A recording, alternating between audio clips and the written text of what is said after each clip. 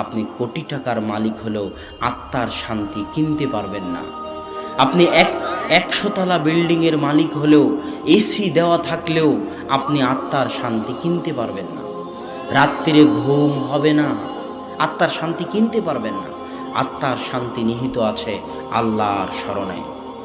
100 তলা বাড়ি করে যদি বলেন হাদা মিন ফজলি রব্বি, এই 100 তলা বাড়ি আল্লাহর দয়ায় করতে পেরেছি, আত্মা শান্ত হয়ে যাবে।